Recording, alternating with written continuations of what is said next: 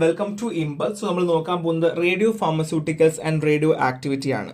So ഇവിടെ നമ്മൾ ആദ്യം നോക്കേണ്ടത് എന്താണ് റേഡിയോ ആക്ടിവിറ്റി. പണ്ട് മുതൽ നിങ്ങൾ കേൾക്കുന്ന കാര്യമാണ് റേഡിയേഷൻസ്, അല്ലെങ്കിൽ റേഡിയേഷൻ കൊടുത്തു അങ്ങനെ ചെയ്യുന്നു കേൾക്കാറുണ്ട്. എന്നാൽ എന്താണ് ഈ സാധനം, ഇതെങ്ങനെയാണ് വർക്ക് ചെയ്യുന്നത്? അതായത് എക്സ് എന്ന് പറയുന്ന ഒരു സബ്സ്റ്റൻസ് ഉണ്ടെന്ന് വെച്ചോളൂ. അതിൽ നിന്ന് ഒരു സ്പോണ്ടേനിയസ് ആയിട്ടുള്ള ഒരു ഇൻവിസിബിൾ ഒരു റേഡിയേഷൻസ് എമിറ്റ് ചെയ്യുന്നുണ്ടെന്ന് വെച്ചോളൂ. ഇതിനെയാണ് നമ്മൾ എന്ത് പറയുക, റേഡിയോ ആക്ടിവിറ്റി എന്ന് പറയാം. ഇനി ഈ എക്സ് എന്ന് പറയുന്ന സബ്സ്റ്റൻസിനാണ് നമ്മൾ എന്ത് പറയുക, റേഡിയോ ആക്റ്റീവ് സബ്സ്റ്റൻസ് എന്ന് പറയാം. അപ്പോൾ എമിറ്റ് ചെയ്യുന്ന സാധനത്തിന് റേഡിയോ ആക്റ്റീവ് സബ്സ്റ്റൻസ് എന്നും, ഇൻവിസിബിൾ ആയിട്ടുള്ള റേഡിയേഷൻസ് എമിറ്റ് ചെയ്യുന്നതിന് റേഡിയോ ആക്ടിവിറ്റി എന്നും പറയുന്നു. സോ റേഡിയോ ഫാർമസ്യൂട്ടിക്കൽസിന് ഒരേപോലെ തന്നെ ഡയഗ്നോസ്റ്റിക് പേർപ്പസും ഉണ്ട്, മെഡിസിനൽ പർപ്പസും ഉണ്ട്. കംപ്ലീറ്റ്ലി നമ്മളൊരു പാരസ്റ്റമോൾ കൊടുക്കുന്നത് പോലെയുള്ള യൂസ് ഒന്നും അല്ല. ക്യാൻസർ തെറാപ്പിക്ക് വേണ്ടിയിട്ട് നമ്മൾ റേഡിയേഷൻ കൊടുക്കാറുണ്ട്. നമുക്ക് തൈറോയ്ഡ് ഡിറ്റക്ട് ചെയ്യാൻ വേണ്ടിയിട്ട്, ബ്രെയിൻ ഫംഗ്ഷൻ അറിയാൻ വേണ്ടിയിട്ട്, മെറ്റബോളിക് ഡിസോർഡേഴ്സ് അറിയാൻ വേണ്ടിയിട്ടൊക്കെ നമ്മൾ എന്ത് ചെയ്യാറുണ്ട്, ഈ റേഡിയോ ആക്റ്റീവ് സബ്സ്റ്റൻസുകളൊക്കെ നമ്മൾ ഉപയോഗിക്കാറുണ്ട് എന്നുള്ളത് മാത്രമേ ഉള്ളൂ. ഇനി നമുക്ക് എങ്ങനെയാണ് ഈ റേഡിയോ ആക്ടിവിറ്റി ഉണ്ടോ ഇല്ലെന്ന് തിരിച്ചറിയാൻ പറ്റുക? അപ്പോൾ ആൽഫ ഉണ്ട്, ബീറ്റ ഉണ്ട്, ഗാമ ഉണ്ട്. നിങ്ങൾക്ക് പണ്ടേ അറിയുന്ന കാര്യമാണ്. ഇത് എങ്ങനെ അറിയാൻ പറ്റും? അതിൽ first one is ionization chamber and second one is ഗിഗമുള്ള counter method. GM counter method ഭയങ്കര ഇമ്പോർട്ടൻ്റ് ആണ്. സോ അയോണൈസേഷൻ ചേമ്പർ എങ്ങനെ വർക്ക് ചെയ്യുന്നത് സിമ്പിൾ ആയിട്ട് പറഞ്ഞുതരാം. ഒരു ബോക്സ് ഉണ്ട്, 2 ഇലക്ട്രോഡ്സ് ഉണ്ട്, അകത്ത് കുറച്ച് ഗ്യാസ് നിറച്ചിട്ടുണ്ട്, like argon, helium or air നിറച്ചിട്ടുണ്ട്, 2 ഇലക്ട്രോഡ്സ് ഉണ്ട്. ഇത് രണ്ടും ഇതിൻ്റെ ഒരു കറണ്ടിലേക്ക് കടത്തി വിട്ടിട്ടുണ്ട്. എപ്പോഴാണോ ആൽഫയോ ബീറ്റയോ ഗാമയോ വന്നിലേക്ക് വീഴുക, ഇവിടെ അയോണൈസേഷൻ നടക്കുകയും അങ്ങനെ ഇലക്ട്രോഡ്സിന് അടുത്തേക്ക് പോവുകയും അവിടെ ഒരു എന്ത് നടക്കുന്നു, ഒരു ചാർജ് ഉണ്ടാവുകയും ചെയ്യുന്നു. അങ്ങനെ ഈ ചാർജ് നമ്മൾ അറിഞ്ഞുകൊണ്ട്, അല്ലെങ്കിൽ ചാർജ് എന്താണെന്ന് നമ്മൾ തിരിച്ചറിഞ്ഞുകൊണ്ടിട്ടാണ് ആൽഫ ബീറ്റ ഗാമയാണെന്ന് അറിയുന്നത്. അപ്പോൾ an ionisation chamber consist of filled with gas like argon, helium or air and 2 electrodes maintain a different electric potential, and when the radiation ionizes the gas molecule, resulting ions moves toward the electrons, creating a electric current that measured. കണ്ടോ? അപ്പോൾ 2 different electric പൊട്ടൻഷ്യലിൽ കൊടുത്തിട്ടുള്ള 2 ഇലക്ട്രോഡ്സിലേക്ക് വന്ന് വീഴുന്ന, അല്ലെങ്കിൽ അവിടെ gas ionise ചെയ്തിട്ട് അവിടെ വീഴുന്ന അനുസരിച്ചിട്ടാണ് നമ്മൾ എന്ത് ചെയ്യുന്നത്, മെഷർ ചെയ്യുന്നത്. ഇനി എന്താണ് പ്രൊപ്പോർഷണൽ കൗണ്ടർ? സോ ഞാൻ ഓൾറെഡി പറഞ്ഞല്ലോ, ഒരു ഇലക്ട്രിക് ഫീൽഡ് ഗ്രേഡിയന്റ് ഉണ്ട്, ആനോഡ് ഉണ്ട്, കാഥോഡ് ഉണ്ട്. ഒരു ഹയർ വോൾട്ടേജ് അവിടെ ഉണ്ടാവുന്ന സമയത്ത് ആദ്യം പ്രൈമറി അയോണൈസേഷൻ നടക്കുകയും ഗ്യാസ് മോളിക്യൂൾസിന്റെ ഒരു അയോണൈസേഷൻ നടന്നതിന് ശേഷം അത് മൾട്ടിപ്ലിക്കേഷൻ ഓഫ് അയൺ പേസിലേക്ക് മാറുന്നു. ഇതുവരെ നിങ്ങൾക്ക് അറിയുന്ന കാര്യമാണ് അല്ലേ? അതിനുശേഷം മൾട്ടിപ്ലിക്കേഷൻ ഓഫ് അയൺ പേസ് നടക്കുന്നു. അപ്പോൾ ഈ പ്രൊപ്പോർഷണൽ കൗണ്ടർ ഓപ്പറേറ്റ് ചെയ്യുന്നത് ഈ വോൾട്ടേജ് റീജിയനിലാണ്, ഈ കറണ്ട് ഉണ്ടാവുന്ന റീജിയനിലാണ്.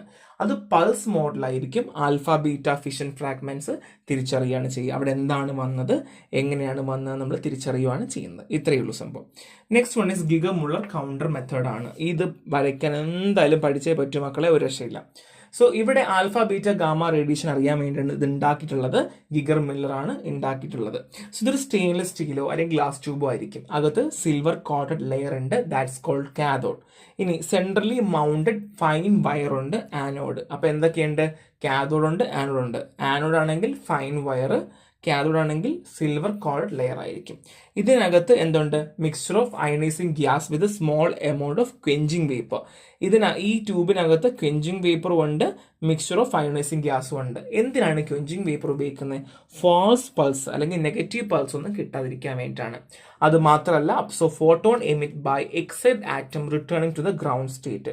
സോ എന്ത് ചെയ്യുന്നു, absorb photons emitted by excite atoms. So ഈ ചില സമയത്ത് ഈ ആറ്റംസ് എക്സൈറ്റ് ചെയ്യുമ്പോഴത്തേക്കും അവിടെ എന്ത് ചെയ്യും, ഫോട്ടോൺസ് എമിറ്റ് ചെയ്യും. അത് അബ്സോർബ് ചെയ്യുകയും ചെയ്യുന്നതാരാണ്, ഈ ക്വെഞ്ചിങ് വേപ്പർ ആണ്.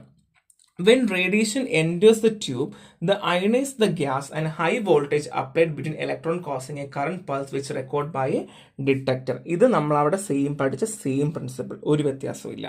ഇനി ആൽഫ ബീറ്റ ഗാമയുടെ പ്രോപ്പർട്ടി എന്താണ്? ആൽഫ എന്ന് വെച്ചാൽ പോസിറ്റീവ് ചാർജറാണ്. 2 യൂണിറ്റ് പോസിറ്റീവ് ചാർജ് ഉണ്ട്, 2 unit positive charge. Consist of helium nuclei and have a mass 4 times than hydrogen. എന്താണ്, ഹീലിയം ന്യൂക്ലിയൈ ഉണ്ട്, മാസ് എന്ന് പറയുന്നത് 4 times than ഹൈഡ്രജൻ ആണ്. ഇനി ഹെവി ആൻഡ് സ്ലോ മൂവിങ് ആണ്, ലോ പെൻട്രേഷൻ പവർ ആണ്, സ്ട്രോങ് അയണൈസിങ് പവർ ആണ്. When emitted the atomic number decrease by 2 and the mass number decrease by 4. എന്താണ്, അത് എമിറ്റ് ചെയ്യുമ്പം decrease by 2 and the mass number decrease by 4. Important ആണ്, competitive എക്സാംസിലൊക്കെ ചോദിക്കാൻ chance ഉണ്ട്. ഇനി ബീറ്റ റേസ് ആണെങ്കിൽ നെഗറ്റീവ്ലി ചാർജ്ഡ് ആണ്, ഹൈ സ്പീഡ് ഇലക്ട്രോൺസ് ആണ്, lighter than alpha.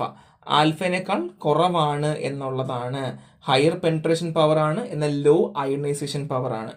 Emission increase atomic number by 1 with no change the mass number. മറ്റൊരു 2ഉം 4ഉം ആണെങ്കിൽ ഇവിടെ 1ഉം 0യുമാണ്. ഇനി ഗാമയാണ് ന്യൂട്രൽ ആൻഡ് മാസ്ലെസ് ആണ്, ഹൈ എനർജി ഇലക്ട്രോമാഗ്നറ്റിക് വേവ്സ് ആണ്, pure ionisation power but high penetration power. കണ്ടോ, അയണൈസേഷൻ പവർ കുറവാണെങ്കിലും പെനിട്രേഷൻ പവർ കൂടുതലാണ് എന്നുള്ളതാണ്.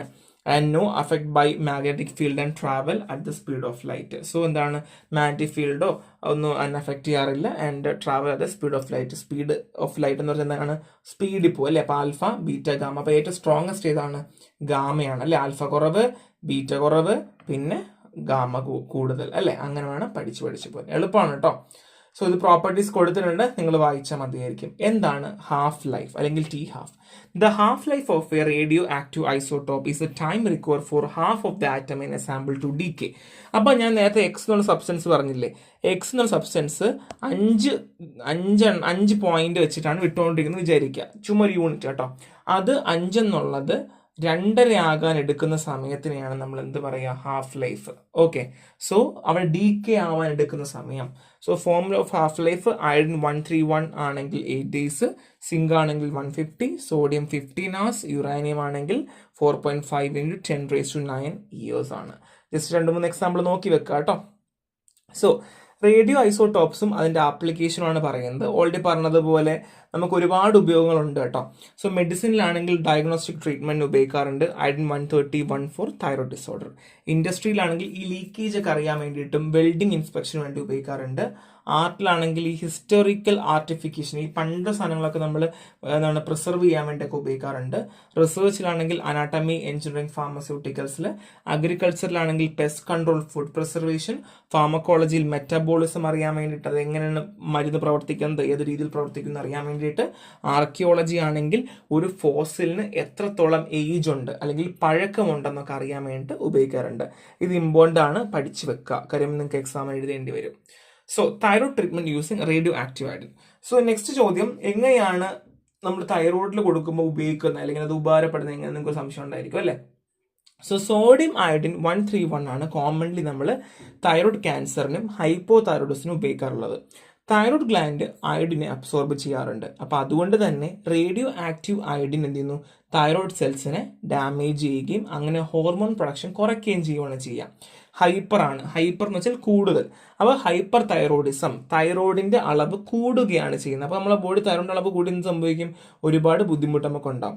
അപ്പോൾ എന്ത് ചെയ്യുന്നു, തൈറോയിഡ് അയഡിൻ അബ്സോർബ് ചെയ്യുന്നു. അപ്പോൾ അയഡിൻ 131 എന്ത് ചെയ്യുന്നുണ്ട്, റേസ് പ്രൊഡ്യൂസ് ചെയ്യാറുണ്ട്. അപ്പോൾ അത് തൈറോയ്ഡ് സെൽസിനെ പോയി ഡാമേജ് ചെയ്ത് ഹോർമോൺ പ്രൊഡക്ഷനെ സ്റ്റോപ്പ് ചെയ്യുകയാണ് ചെയ്യുക. Excessive radio active iodine is x is through urine and radiation level decay within A few weeks. So നമ്മൾ എക്സൈഡ് നമ്മളെ ബോഡിയിൽ അയഡിൻ ഉണ്ടെങ്കിൽ അത് യൂറിൻ വഴി പുറത്തേക്ക് പോവുകയും അതിന്റെ ഒരു റേഡിയേഷൻ ലെവൽ എന്ത് ചെയ്യുന്നു, ഓട്ടോമാറ്റിക്കലി ഒരാഴ്ച കഴിയുമ്പോൾ, 1.5 ആഴ്ച കഴിയുമ്പോൾ തന്നെ ഡീകേ അങ്ങ് പുറത്തേക്ക് പോവുകയാണ് ചെയ്യുക കേട്ടോ. സോ ഈ റേഡിയോ ആക്റ്റീവ് ട്രീറ്റ്മെന്റ് പ്രോസസ്സിന്റെ ഇതൊന്ന് ജസ്റ്റ് പഠിക്കുക കേട്ടോ. ഇത് ഞാൻ ജസ്റ്റ് ഷോർട്ടായിട്ട് കൊടുത്തിട്ടുണ്ട്, ജസ്റ്റ് ഒന്ന് പഠിച്ചു വെക്കാം. ഇനി storage, handling and safety precaution. നമ്മൾ വെറുതെ പോയി റേഡിയോ ആക്റ്റീവ് മെറ്റീരിയൽസ് തൊടാൻ പറ്റുമോ, ഇല്ല അല്ലേ. ഫോർസെപ്സും ടൂൾസും ഒക്കെ ഉപയോഗിക്കണം.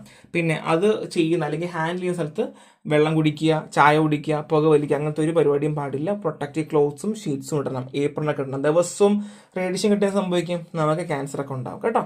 So stored radioactive materials lead shield labelled container, അത് ലെഡ് കൊണ്ട് ഷീൽഡ് ആയിട്ട് ഒരു വെസലിനകത്ത് മാത്രമേ വെക്കാൻ പാടുള്ളൂ.